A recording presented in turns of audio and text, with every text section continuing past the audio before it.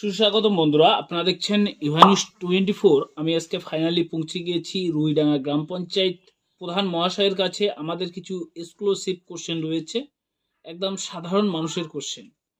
আপনি পঞ্চায়েত প্রধান, আপনি ঘরের বিষয়টা ভালো জানবেন। আমরা দেখতে পাচ্ছি ছেংসনরাই ঘর পেল এবং পিডাব্লিউরা ঘর পেল না।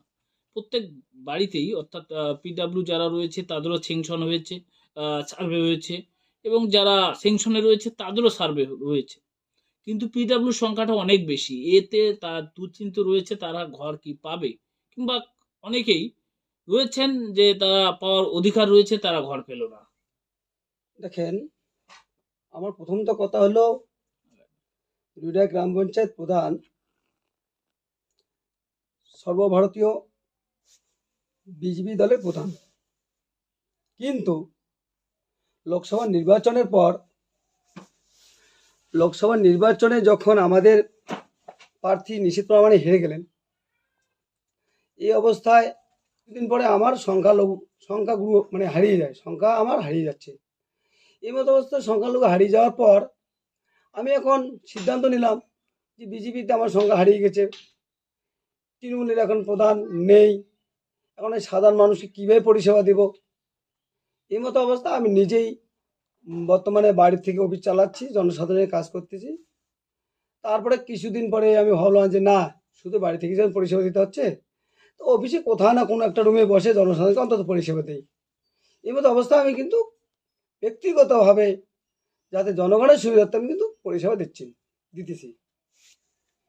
কিন্তু এখন যে ঘরের ব্যাপারটা বলা হচ্ছে, সেটা হচ্ছে আজ থেকে এই 7-8 বছর 17 সালে নাকি সার্ভে হয়েছে।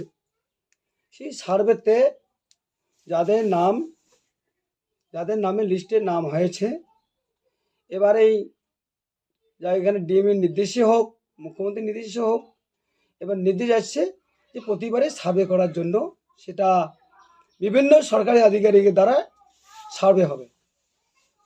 তো এই মতো অবস্থায় যাই হোক, এরা বাড়ি বাড়ি গিয়ে সার্ভে করেছেন।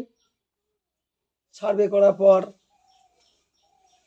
এখন ঘোষণা হয়েছে যারা সেন্সাসে আসেন, হ্যাঁ, তাদের প্রথম ধাপ দেওয়া হবে, যারা পিডাব্লিউতে আসেন তাদের পরের ধাপ। আমি এতটুকুই জানি যে পিডাব্লিউকে পরে দেওয়া হবে। সম্পূর্ণভাবে আমার বেশি একটা জানা না থাকলেও আমার এতটুকুই জানা শোনা, কারণ যেহেতু আমি একটা নিরপেক্ষ অবস্থায় আছি, সম্পূর্ণভাবে বলা আমার পক্ষে সম্ভব হচ্ছে না।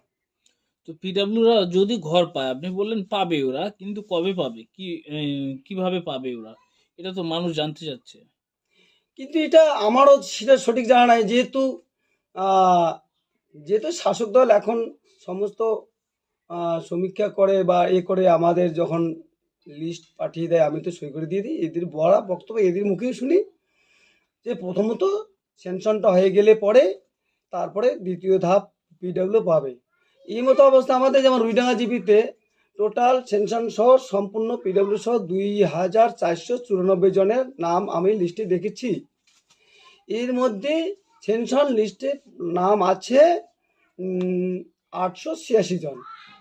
এই 886 জনের মধ্যে প্রথম তো 500 জনকে দেওয়া হবে রুইডাঙ্গা জিপিতে। তো সে মতো অবস্থায় শুটিং করেছে, এখানে শুটিং করে 500 জনের নাম পাঠানো হয়েছে। কিন্তু এতে তো আমি জানি না কে পাবে না পাবে, আমার কিন্তু জানা নেই। আমাকে যা পঞ্চায়েত যখন সই করে দিয়ে ফর্ম, আমি কিন্তু সই করে দিয়ে দিয়েছি। এবারে আপনি সেই সই করে দিয়েছেন, আপনি দেখেননি? দেখেন, আমার যেহেতু কোনো টিম নেই, আপনি যেটা বলছেন, আপনার যে প্রধান অবস্থায় আপনার যে পঞ্চায়েতের সংখ্যাগরিষ্ঠ দরকার, সেটা আপনি হারিয়ে ফেলেছেন। সেটা অর্থাৎ তৃণমূল কংগ্রেসের যোগ দিয়েছে।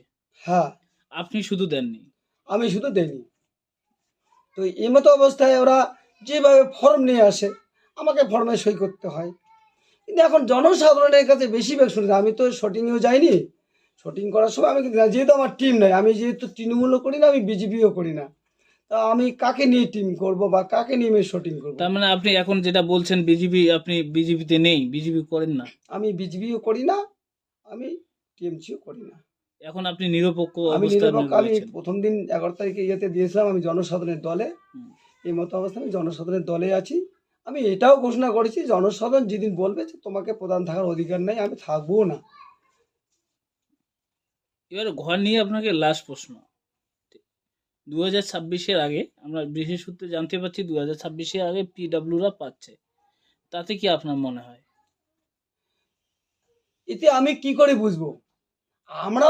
আমি তো নিজেও শুনি যে পাবে, কিন্তু এরকম যে আরে এক একটা বুথে যে ঘরের সংখ্যা, এই 2 টাকা জিপিতে এতগুলা ঘর, হ্যাঁ, এখন এটা আমার ততটুকু আমারও জানা নাই যে পাবে কি পাবে না, সেটা আমি এখন জোর করে বলবো যে পাবে, হ্যাঁ, তখন দেবে না প্রধানকে, এটার একটা দিতে হবে। এখন আপনি একটা কথা বলেছেন কিছুক্ষণ আগে যে আপনি গ্রাম পঞ্চায়েতে কোথাও বসে একটা রুমে পরিষেবা দিতে চাচ্ছেন মানুষের, দিতেছি আর কি। সেটা দিতে পারছেন এখন?